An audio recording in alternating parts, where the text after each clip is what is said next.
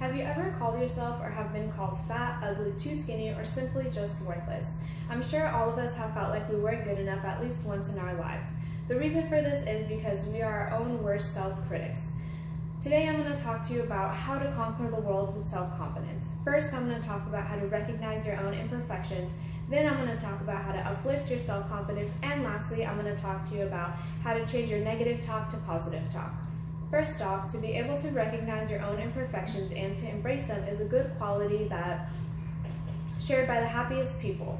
When you feel down, remind yourself that you are just as capable as any other human. Dr. Davidson once said, "In order to recover, we must first notice that a mistake has been made." I would like to use myself as an example by saying that the day I entered middle school was the day that I got beat up mentally and emotionally. The reason for this is because I was being a pushover and I didn't speak up for myself. I then realized that I was able to improve my imperfections by coming out of my shell and by embracing who I was. Now that we have discussed how to improve your imperfections, let's move on to how to build your self-confidence. You can start by wearing clothing that bring out your inner self. In addition, you can do things that make you happy, such as going to the beach or even going on a walk. Now that we have covered the things that you can do, thirdly, never be afraid to give yourself a little positive pep talk because it can uplift your mood. You don't want to be a negative Nancy, you want to be a positive Polly.